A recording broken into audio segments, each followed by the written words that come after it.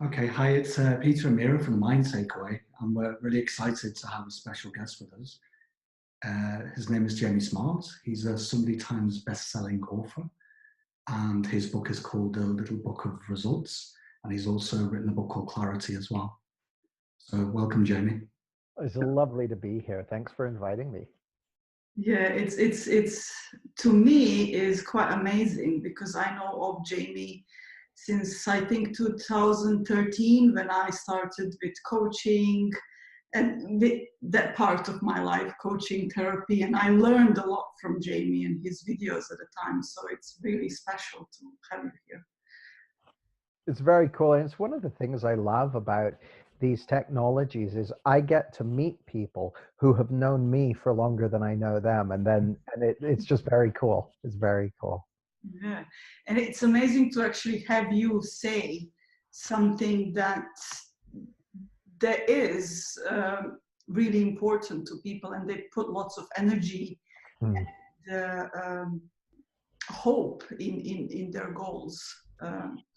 So Peter recently reposted your post that you put on Facebook, and you spoke about goals. It was the beginning of a new year, and lots of people resonated with that. So Hmm. this is the reason why we called you here.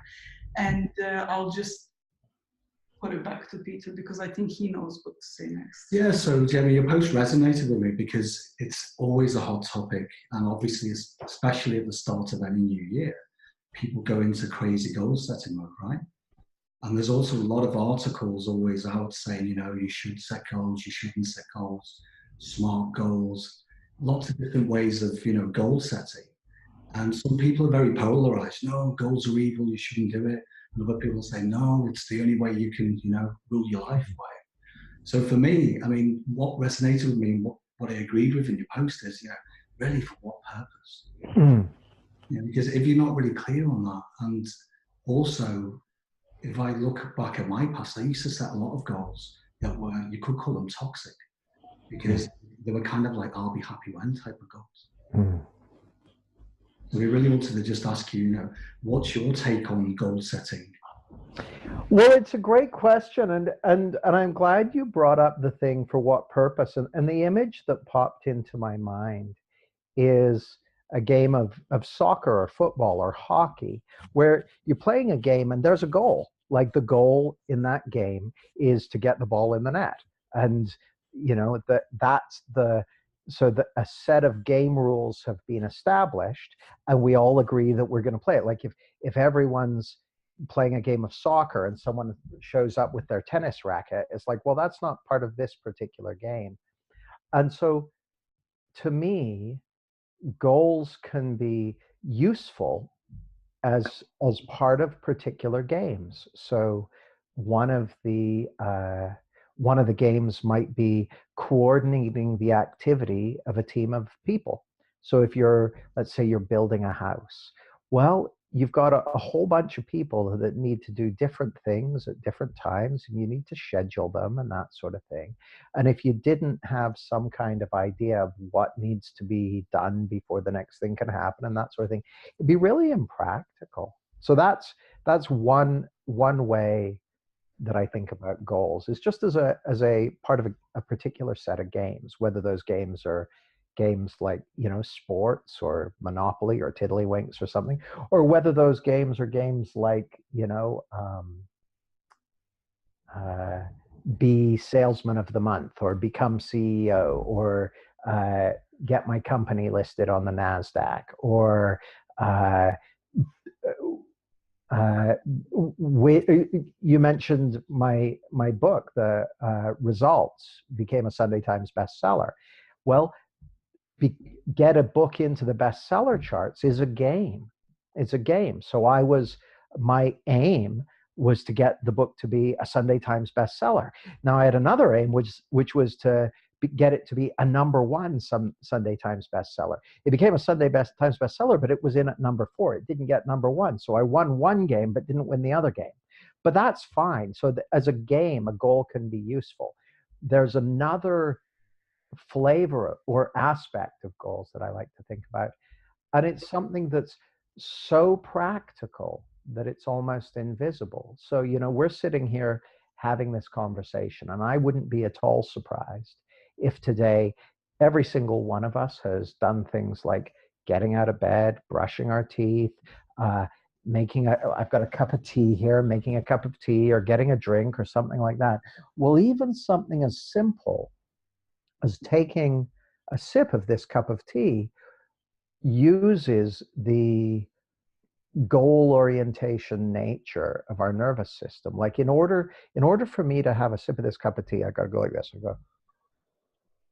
I've got to raise it to my lips. I need to know when to stop moving the cup. Otherwise, I'd smush it into my face. I need to know when to start tilting it up. But I need to know when to stop as well. Otherwise, I'd be pouring tea down my front. So the goal, have a sip of tea. For what purpose? To slake my thirst. There's a whole goal, action, evidence, purpose process running there. So the second thing I wanted to say about goals is that there's a way in which that capacity is baked right into our how we operate in the world. So it's part of the game of life, you could say, just being able to employ that goal seeking mechanism. But then there's another aspect of it, and it's this. It's that any game that we play, whether that's the game of tennis, or that's the game of build a business, or that's the game of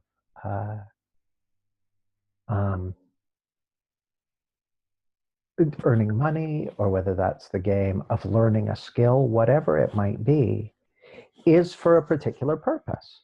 Whether that purpose is to learn something new, or whether that purpose is to have fun, or whether that purpose is to just enjoy life, or whether that purpose is to make a stack of cash, or whatever it might be, there's some purpose to it. And there's a way in which a goal is just a tool. It's a tool. And so the effectiveness of any tool, the effectiveness of any process is evaluated on how fit for purpose is it. So there are certain things that a goal can be very fit for purpose on. So if you're playing football and you get it in the back of the net, that's very fit for the purpose of winning the game of football. It isn't fit for the purpose of creating lasting happiness, for instance. So there's a really interesting fact stroke study stroke piece of research stroke thing I heard, which is this. I can't remember where I heard it, but they reckon that Olympic gold medal winners fall pretty evenly into two groups. So these are people who have won the gold in the Olympics, which is in the game of be good at sports. That's the gold standard. That's kind of top of the tree.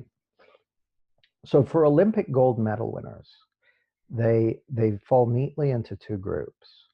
The first group win the Olympic gold medal and go on to have happy, productive, fulfilling lives, whether it's running companies or raising a family or running charities or teaching others or coaching others. About roughly 50% of Olympic gold medal winners go on to have very, very happy lives and productive and successful, quote unquote, and that sort of thing. The other half really take a nosedive after they win the gold. And they often end up with issues with addiction and really struggling and that sort of thing. And the distinction seems to be that the people who go on to have happy, productive lives, when they were competing in the Olympics and competing in all the, activities that led up to the Olympics, they were playing the game. They were going, you know what, I want to do this. They were measuring their progress by looking back to how far they'd come, and they were enjoying the game itself. They were enjoying the game, win, lose, or draw. Now, of course, they wanted to win. Like, if you're going to put all the effort into going to the Olympics, you want to win, right? But they were enjoying the process. The other half, they were running a pattern which was, I will feel happy, successful, fulfilled once I win the gold. And my guess is it went something like this. At school, they were, I'll feel happy, fulfilled, successful when I win the school trophy. Oh, well, that was nice, but it didn't last. Okay, well, I'll feel happy, successful, fulfilled once I win the county trophy. Oh, that didn't work either. Okay, well, I'll feel happy, successful, fulfilled when I win the European amateurs. Oh, that didn't work either. Well, maybe I know. And finally, they get to, I know, once I win the Olympic gold, then I'll feel happy, successful, fulfilled. And the thing about it is this: any goal as an aspect of a game is absolutely fine in and of itself, but it cannot give you something that cannot be got. See, happiness, fulfillment, well-being, enjoyment, love, they all come from within us. They're innate qualities. So there's nothing outside of us that can deliver them. There's no goal that can deliver them. There's no achievement that can deliver them. And deep down, we know that. Deep down, we know that that's true. Now, here's the thing. Often when I tell people this, they say, oh, so you're saying I shouldn't have goals? I'm like, no, they're fine. But it's kind of interesting because often people think in terms of dualistic black and white thinking. So they go, I don't feel happy, fulfilled now, but if I achieve the goal, then I will feel happy, fulfilled. It's like, well, no, it doesn't work like that. There's people who haven't achieved X, Y, or Z and feel happy, fulfilled. And there's people who have achieved X, Y, and Z and feel happy and fulfilled. And there's people who have achieved X, Y, and Z and don't feel happy and fulfilled. And there's people who haven't achieved it and don't feel happy and fulfilled. You know, we saw, gosh, last year, we saw that the celebrity chef Anthony Bourdain, you know, very wealthy man, celebrity, blah, blah, blah, blah, blah, killed himself. Kate Spade sold her handbag business for something like $450 million and then killed herself. She had achieved, both those people had achieved things that were beyond the levels of external success and goal achievement that most people will ever accomplish. And yet it didn't come with a nice feeling for life. And the reason I mention that is the story that most of us have been indoctrinated into is that we need to achieve certain things in order to have a beautiful experience of life. And the reality is the two things are not connected. Absolutely. The two things are not connected. They're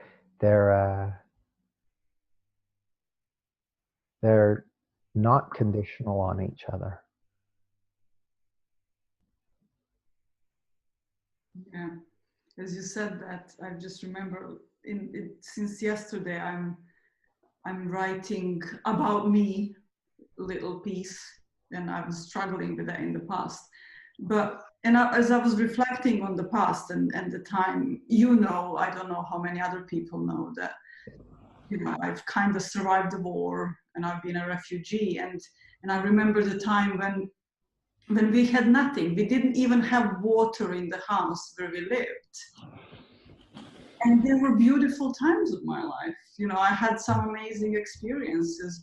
Yes, it was lots of struggle, but it doesn't mean that we didn't have beautiful feelings and there was no love or happiness. It's really interesting, and people forget that. Well, and it's probably worth mentioning that there were also people in similar conditions that had an utterly miserable time. Yeah. And while you were having beautiful experiences, some beautiful experiences in very reduced circumstances, there were people experiencing every luxury who were miserable. And there were people experiencing every luxury who were really happy. And so they're not causally connected. But we live in a society where we are conditioned to believe that they are causally connected. So there's nothing wrong with setting goals if it's useful to do so, with working towards things. You know, I have a variety of objectives in my business, so we know what to put our attention on and that sort of thing. But the idea that happiness and well-being and inner peace and fulfillment are conditional on the achievement of those goals, absolute nonsense. There was, I was going through your books these days, and there is a part that I found. I think it's in a results book. This one. Oh. Now that's my newest book, so you've got the best chance of me not going, I don't believe that anymore. So if it was an older book, I might go, yeah, not quite. I don't quite see it like that anymore. Yeah, no, what you mentioned here, and I'm just thinking, you know, where these misconceptions of, oh, I've got to make goals, I've got to do that in order to, you know, have a successful life. And then this is where you mentioned the story of a study from 1953, graduates of Yale. Yeah. That was so popular and still is, but it actually never happened. Yeah, it's one of those stories that has done the rounds, and it's used as proof of the value of goal setting, which is the story goes like this. Well, I don't even want to tell it. You know why? When people hear a story that is then revealed not to be true, they still remember the story. So here, let me tell you a different something that relates to that. So there's a history of rags to riches stories that basically offer the idea that if you have massive goals, take massive action, and have huge self-belief, then you're going to be successful beyond your wildest dreams. And that's, you'll see lots of people going, okay, I need to increase my self-belief, and I need to set even bigger, more audacious goals, and I need to take massive action. Now, here's the thing. I've got nothing against setting big, audacious goals. I've got nothing against taking massive action. I've got nothing against believing in whatever you want to believe. But if we look at the most successful, I put successful in quotes because one of the most impactful thing anyone who's listening to this can do is look at what's your definition of success. You know, a friend of mine, Robert Holden, said, if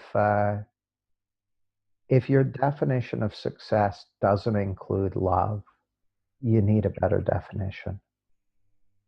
And I think all too often, our definitions of success, our ideas of success, have been constructed based on cultural ideas that we've been indoctrinated with that don't necessarily work. I say indoctrinated, it's not like it's a big, you know, evil scheme. It's just like the way that things have played out. But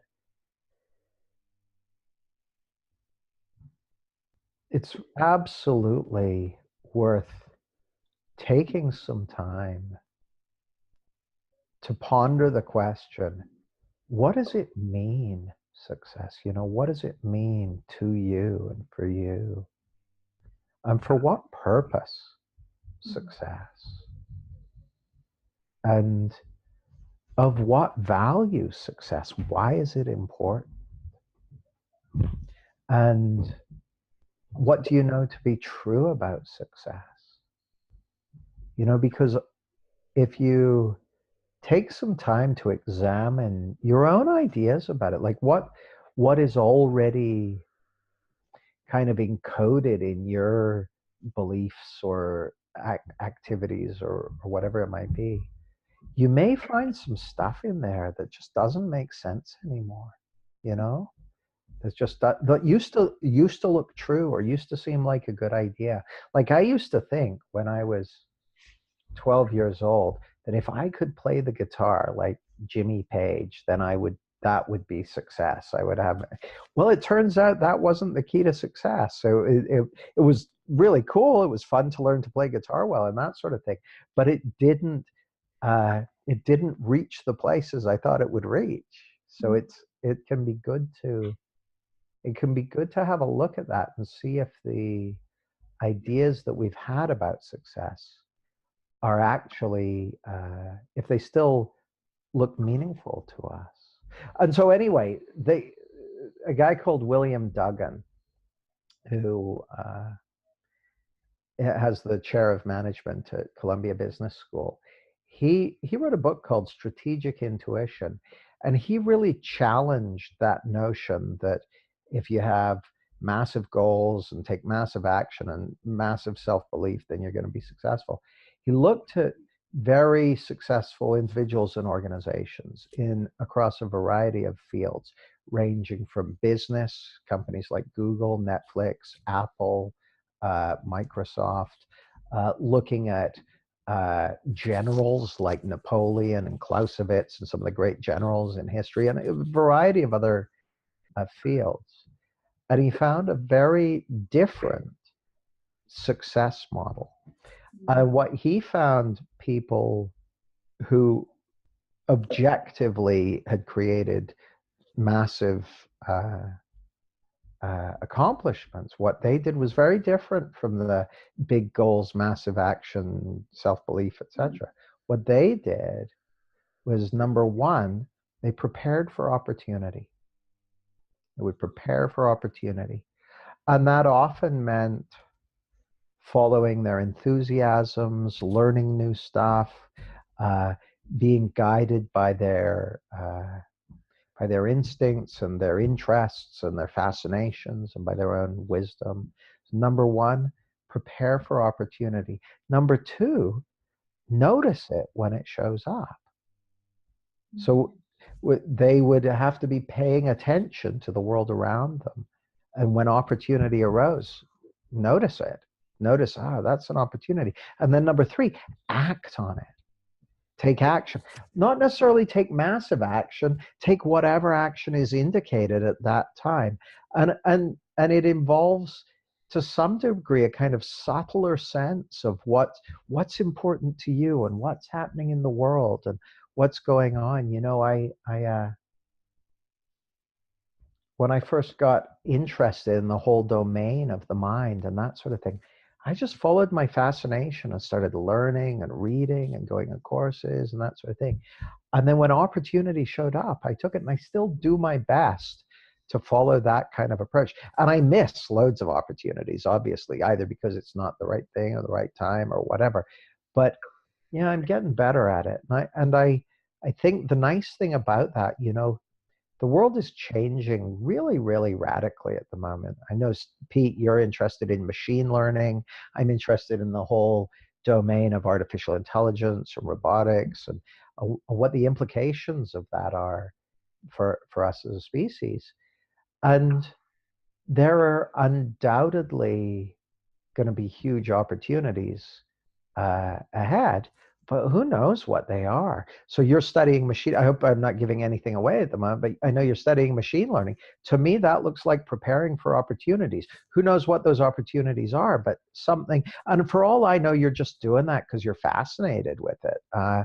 But there's, to me, that's a very, very rational approach. And when it makes sense to set a goal, do so. You know, sometimes it really makes sense. Like I had a goal to be set up for this call when we started it. And if I'd just been like, oh, well, I'll just see what happens, I bet I wouldn't have been here on the call, because it made sense to be, you know, structured and think it through, and where do I need to be in order to be able to do it, that sort of thing. I'm just hearing something, and maybe it's okay to share it. Um, it seems to me that these big things acquire something else than a goal. And to make sense and to do things in everyday little things, like setting up for this call and us doing the same thing, and then arranging, you know, the arrangements is where the goals are more applicable than some massive stuff that we are going towards in our life. Well, I don't know, Mira. Like from where I'm sitting, I've got nothing to say about what goals or objectives make sense for someone. Like who, like I give you an example. So I used to have an NLP training company, and 10 years ago, I started exploring the principles behind clarity. So I got interested in it. I found it quite fascinating. And then in June of 2009, I had a massive insight. I suddenly got hit and I was like, oh, this is the future of psychology. And immediately like there was a goal that emerged from that, which was I want to share this with as many people as possible. I had a vision of like the first generation of children being born to parents who already knew this stuff. And I set all kinds of goals. But that was just what made sense in the moment. Like I'd completely reoriented the direction of my business and my work and all that sort of stuff. Um, I look at the stuff that someone like Elon Musk is doing, where he's got goals to, colonize Mars and all this kind of stuff. I'm like, good luck to you, pal. He's done some incredible stuff so far. It's not for me to say he should be not doing that or doing something else or whatever. But the thing I know is that a goal in and of itself is just a tool. Nothing more, nothing less. It's, in fact, a goal is just a thought. It's just a thought. But it can be useful. And like sort of like where we started the conversation, the test of a tool, the test of a map, the test of anything like that is it fit for purpose?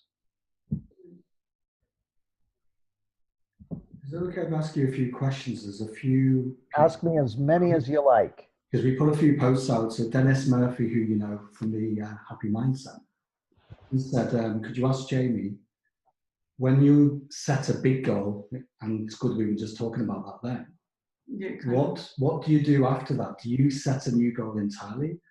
Or do you actually use it as feedback and adjust in terms of the timeline and look at any actions you may take?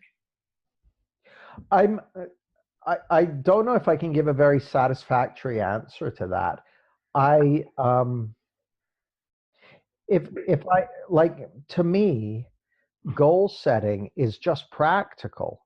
It's like, okay, here's what we're doing. Okay, so I'll give you an example. When I first saw that these principles were like future psychology, I thought, okay, I want to set a direction for my business. So what's going to make sense?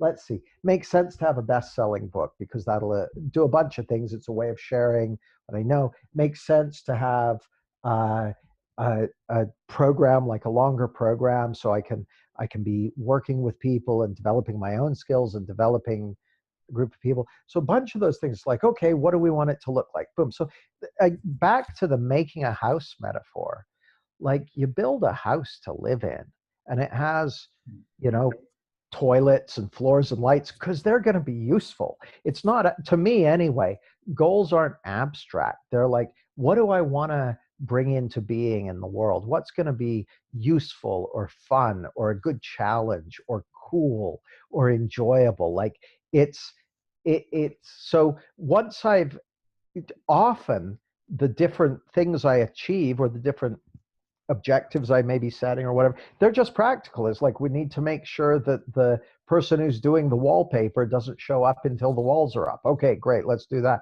So it just looks practical. by the time I've finished one, I've often got the next one, but not always. So sometimes I'll achieve a goal and I just won't have the next, like, which will have involved a bunch of work and a bunch of creating. And then I don't know what's next. And I just got to hang out while I, you know, wait to see what's next. I remember a story about Steve Jobs. He was, after he got fired from Apple, and then they rehired him after he went away and he built like Pixar and Next computers, and then he got rehired by Apple to, because the firm was in trouble, so they rehired him, and he massively simplified the product range, cut it down to just like, at that time they had all these different computers and stuff. No, we're just going to have like 4 offerings and this sort of thing. Really simplified it, launched the Mac, and took the world by storm. And everyone's like, oh my God, this is amazing, best thing ever. And so Jobs was being interviewed by a reporter after the massive success of Mac. And the reporter said to Jobs, so what are you going to do next? What's next? And Jobs was like, I don't know. Reporter was like, well, what are you going to do about that? And Jobs said, I'm going to wait until I know. So he waited until he knew, which was some months later. And he started the iPod and iTunes, and basically took over the music industry, you know? So often I find I something I've never been able to do is pursue a goal that I'm not actually interested in. Like, if I don't give a shit about it, then I'm not going to do it. It's both a blessing and a curse. So if there's not something specific that I'm excited about creating, I'm not going to create something. I'll just, take some time and find out what's the thing that I next want to put my passion into. So I don't know if that answers Dennis's question. Yeah, I think so, yeah. What just occurred to me as well is, so the big difference, like you say, it's a good tool. And if you've got clarity around your goal setting, therefore your psychological well-being is not part of that goal, then you're heading in a good direction. Obviously, you can still not meet that goal, but then you know that your well-being is not based on it. So therefore, you can just go, okay, next. And that's true. Sorry? But here's the other thing, Pete. I would prefer, like, given the choice between being totally clear on where I'm going and what I'm doing next and that sort of thing, the choice between that and kind of flailing around waiting for the next thing to come clear and being in kind of uncertainty and that sort of thing, I'll take the first one anytime. So it's not like, and personally, when I'm in that place of just not knowing and what's next, and we're waiting to see the way forward, and I'll do stuff and I'll thrash around and see, kind of try and find my way. I'm not that keen on it. Like, it's often uncomfortable. While I know my well-being and my security isn't dependent on it, I can still think of funner ways to spend the day. But there you go. Like, the way I sometimes think of it is, there are just times when we're totally seeing it and we're in the zone, and it's like, I think of it almost like seasons. Like, we've just been through winter. Now, no matter how much you like the sunshine and flowers and buds on trees, if you're in England in the winter, you don't get any of that. It's just not the way it is. And spring's around the corner. When spring comes, there's going to be all this fresh new life and new stuff. Well, I think it's kind of the same with us. I think when it comes to creating and making things happen, I think there can be a certain amount of seasonality, and the idea that we should always be in the on to the next thing stage. I just don't know that that's actually true. I think part of my own journey is certainly being one of becoming a little more awake to the, when it's time to rest and when it's time to really double down on stuff and all that sort of thing. Yeah, that's a good point, because I've spent, I would say, best part of last year being really passionate. We set a company up, Mira and I, and it resonated when you said about, just follow what you're really into, because if you don't, if your heart's not in it, you can set as many goals as you want. You're not going to be passionate about it. But equally, you can be really passionate and set too many goals and completely wipe yourself out. Sure. I'll be honest, I went through a point I was nearly burnt out a little bit. Working on music, I'm trying to grow a business as well. But then I realized that just taking your foot off the gas a bit and going, okay, exactly what we said before, for what purpose? Does that really light us up now? And like you say, like seasons, sometimes you just think, oh, okay, I'm just not into that anymore, or it doesn't make sense. Or it's you can get rid of a lot of white noise or a lot of stuff that doesn't make sense, and then that way you can focus on what matters to you, I guess. Absolutely. And the thing that just occurred to me last May. So we do a retreat in Tenerife each year. So I was out there with two of my mentors, Jan and Chip, and we co-lead the retreat and that sort of thing. But I was having a conversation with Jan and some of the kind of downtime, and I had a sudden realization, which was that in my business, I'd been doing an I'll be happy when, and I wasn't even aware of it. I wasn't even conscious of it. But in business, I'd be like, okay, if I can just get the business so this, and this are happening right, then I can really kind of fully, focus on doing what I'm here to do and all that sort of stuff. And the moment I saw that, I was like, oh my God, everything. I felt like the dumbest kid in class, because how could I have missed it? But it's about realizing that these things are they're often subtle and they're kind of background. Anyway, long story short, I had a subsequent realization. I was teaching on the retreat with Jan, and she said something. She said, one of her mentors, a guy called Sid Banks, who I know you guys are familiar with. I don't know if your listeners are. Sid had said to her, "It's a done deal." And Jan said this. And I was like, what does that mean? What does that even mean? And I was curious. And she reflected on it. And she said, well, I guess what it means is that who you really are, your true self, is already beautiful, is already peace, is already joy and love and truth.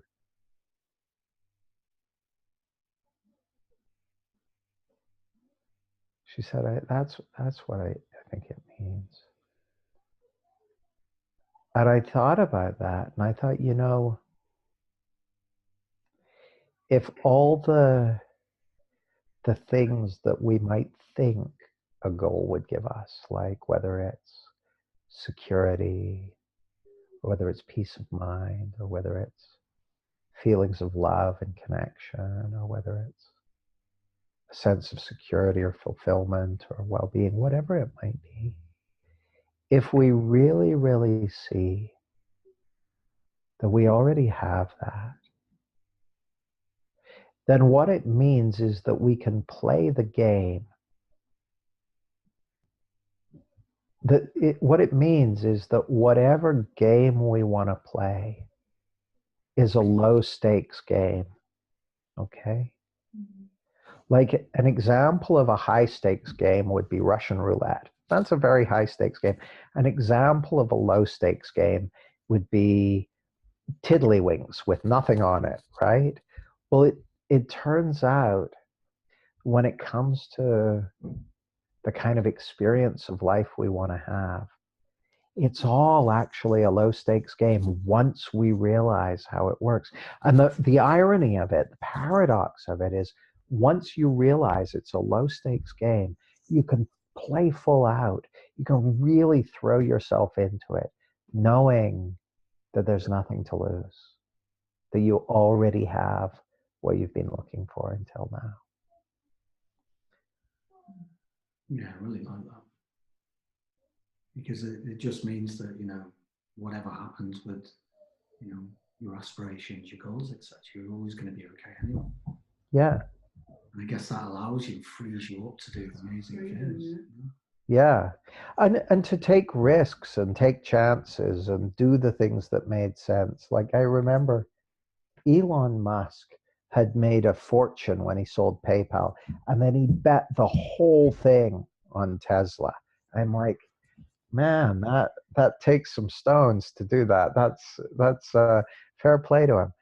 But there's a sense there of knowing at a deep internal level that it's a no stakes game. I remember reading one of the old Carlos Castaneda books once, and Castaneda's mentor, a guy called Don Juan, who was a Yaqui Indian sorcerer, I guess you would call him, used to talk about what he called controlled folly. And Castaneda asked, what is controlled folly? And Don Juan said, controlled folly is realizing that in the big scheme of things, nothing you do is going to make any difference whatsoever. And simultaneously giving it all you've got, playing full out like it's the most important thing in the world. And that really makes sense to me, that when you know that you already have what you've been looking for until now, it's already there within you, then you can give it all you got. And I gotta say, it's not like every minute of every day is like that for me. I go back and forth. Like sometimes I'm like, yeah, bold, let's do it. And other times I'm like, oh, it's still, and it's true for everyone I know. It's back and forth to some degree, but knowing the truth of how it works is incredibly valuable. You know what crosses my mind? I remember a few years ago doing like a little workshop in one of the companies that I worked with before. And I remember one of the managers came to talk to me, and he said, you know, what you're talking about, and, you know, we were talking about toxic and toxic goals and authentic desires and all of that. And he said, I would really like to talk to you about, because I'm stressing a lot about things that I really want to achieve, because it has high stakes in it. And he said, but if I know that I already have love, you know, whatever I want from that goal internally, I will never really go for it. I'll just be satisfied with having nothing. And I think this is what lots of people probably think. Well, he may be right, at least with the first half of it. Mm. If someone sets a goal because they believe that if they achieve that goal, then they will feel happy, secure, peaceful, loved, whatever. If they knew that they already have that, then they may well not achieve that goal. I'll give you an example.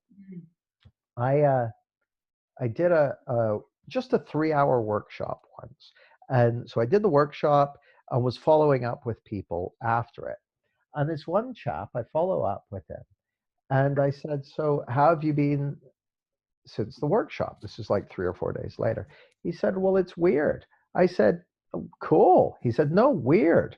Weird. I said, well, give me an example. What are you finding weird? He said, well, until the workshop, for years, this guy's a consultant, for years, how I've motivated myself is I would put a photograph above my desk of the next thing I wanted to buy. So it might be an expensive wristwatch, or it might be a new car, or it might be, you know, a certain holiday, or whatever it might be. And that would motivate me to do, you know, to take action and do the things I want to do. So, okay, he goes, well, before the workshop, the thing above my desk was a top of the range Range Rover, and that was the thing that I was working towards. That was the thing that motivated me. I said, "Okay, cool. So what happened?" He goes, "I got back from the workshop and I looked at that and I thought, what do you want that for? It's harming the environment. You don't need another car. You've already got a perfectly good car. What are you doing?" He goes, and so I took down the photograph and I got my bicycle out and I've been riding everywhere ever since. Well, now,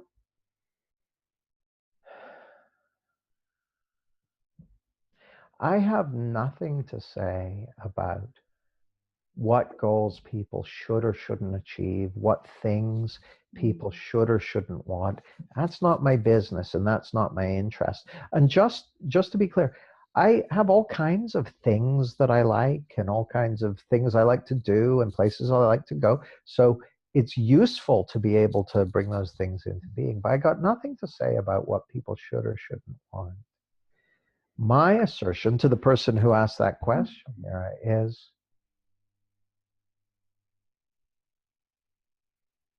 would you rather be working towards things based on an appreciation of reality or based on an illusion? Do you want it to be something based in what's real or what's illusory? You know, I go back to the Olympic gold medalists. Like, half of those Olympic gold medalists were pursuing the goal based on something that was real. It's like, okay, I'm gonna do my best to enjoy the whole process of becoming an Olympic athlete and enjoy every bit of it, taking part in the competition. They were doing it based on something that's real. That's a real endeavor. You can absolutely do that. The other half were doing it based on an illusion. I'll be happy, fulfilled, secure once I've won that gold medal. That was an illusion. And it went badly for them. So the first half of the question, what if I don't want to, why would I, maybe I won't want to achieve that goal anymore. True, maybe you won't. Maybe you want to ditch the Range Rover and ride a bicycle instead. I don't know, like, do what makes sense to you? Yeah. But the second half of the question is, why would I do anything? Well, that's a good question. And here's what I found. What people end up doing and pursuing and achieving and working towards are things that are much more aligned with their own nature, with their own wisdom, with their own passions. So what often happens is they stop working on things that don't actually matter to them and put their attention into things that do. So I'll give you a personal example. As I've seen this more and more clearly, the things I put my time and energy into are more and more closely aligned with what really, really matters to me, and less aligned with things that just aren't that important. So, and you know, if you use little children as an example, you and I, we learned to walk and talk long before we even knew what a goal was. Not because we thought, well, I'm not happy. I'm 6 months old. I'm not happy. But if I could learn to walk, then I would be happy. No, we did it because it's in alignment with our nature. And when you look around the world as human beings, we're creative beings. We like to learn and grow and create and all that kind of stuff. And but here's the thing. If you see more clearly the truth of who you are and what you already have going for you, it may be that some old things which used to make sense don't anymore. There may be a period of recalibration. Yeah, this is really important, I think. Yeah. Mm-hmm. You know what occurred to me as well? We were talking just before, we jumped on the call. It occurred to us that we've actually been setting a lot less goals. And again, we've got nothing on, they're a good tool for the, got something clear, then great, set a goal for it. I'm just thinking of how we came about setting up the mind takeaway and the like. It came from a shared passion. It really resonated with me when you said about, you just work on stuff anyway. So it makes sense to you to go and do it. The more likely it's going to happen, rather than setting this massive structure around it, a lot of steps or this, that, and the other. I think you are then putting yourself in a position where, should opportunity arise, then you're already ready to take advantage of it. And that's kind of where I looked at, because I've worked in technology companies, I looked at AI, machine learning, and stuff like that. I just found it really interesting. I would just learn a bit more about it.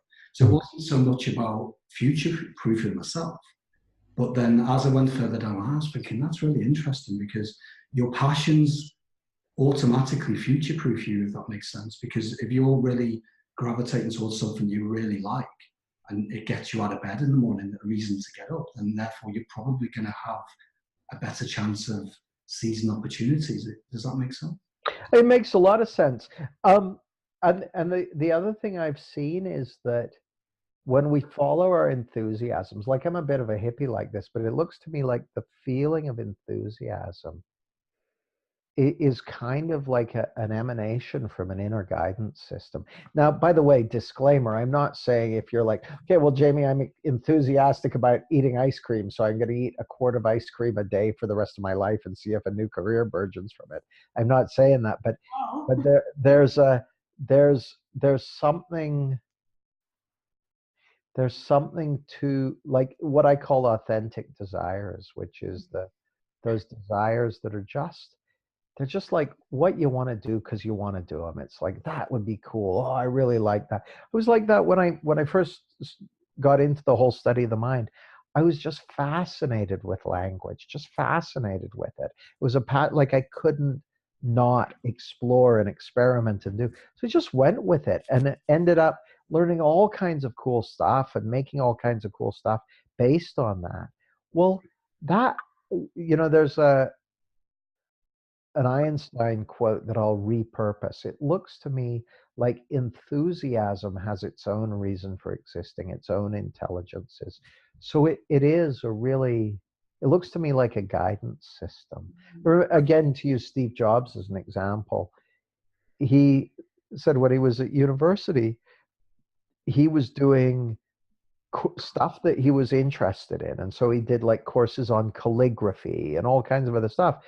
And then the courses on calligraphy ended up feeding into the amazing fonts that showed up in the Apple computers. But he knew nothing about Apple computers and what was in the future when he did that.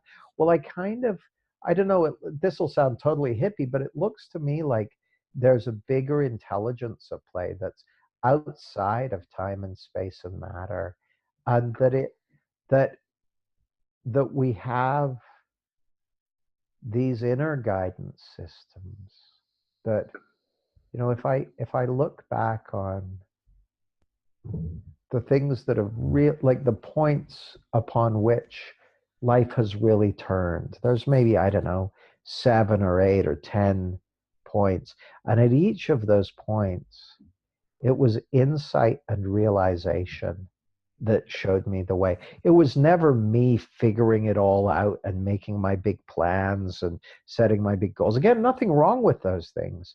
But at each time that I found a way forward, it was always coming from something deeper, something. And so it ties back to that thing of it's a done deal, and back to that thing of what you already have going for you. Like, as you start to see more and more clearly that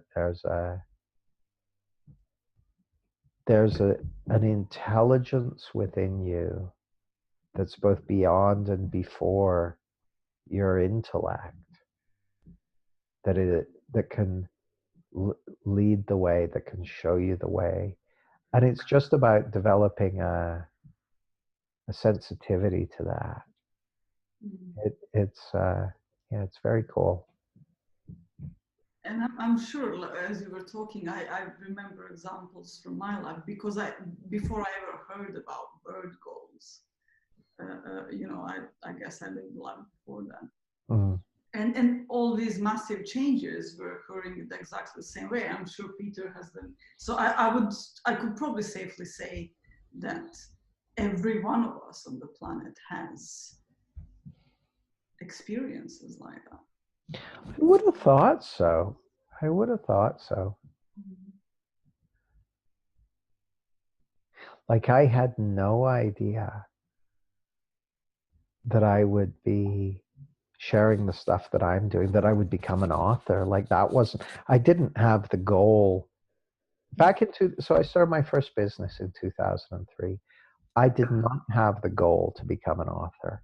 I had one idea, and my one idea was that I could write articles about the stuff I was enthusiastic about and share it with the people on my email list. I had like a few hundred people in my email address book. So this was before all the internet marketing stuff and that sort of stuff. Just thought, well, I could write if I were to write an article every week about the stuff I'm enthusiastic about and share it with the people in my email address book. If they like it, they might forward it to other people and maybe it could grow. And then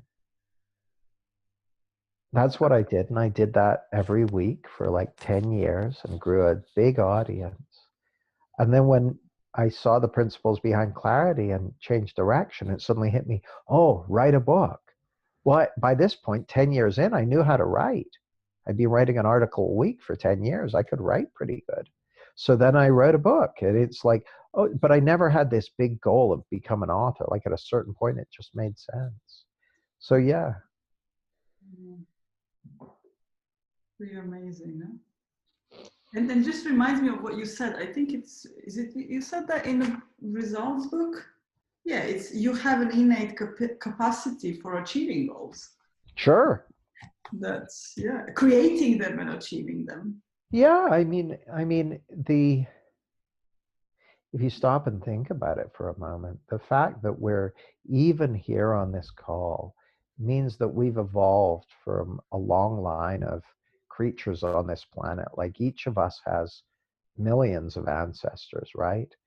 And we are beautifully adapted for living in this world. And we have an innate capacity for resilience and clarity and action and figuring things out and all that stuff. So it's built into all of us.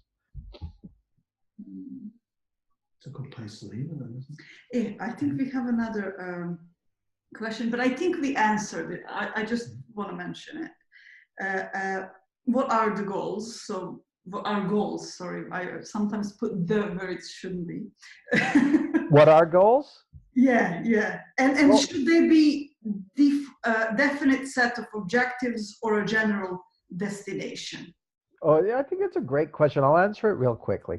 Goals are thoughts, and as such, they're all made up. Yeah. And whether they're general destinations or whether they're specific objectives, like I might have the general destination of, hey, I want to go to, I don't know, Canada on holiday. It's like, okay, I'm going to go to Canada. It's like, well, how are you getting there? Well, I'll take a plane. Okay, that's going to involve specific airports at specific times. So it's like whatever makes sense, you know? It's like if you're going on holiday, what do you pack? Well, it depends where you're going. So there will be specific aspects of it and general aspects of it. But the key thing to realize is whatever they are, they're made up.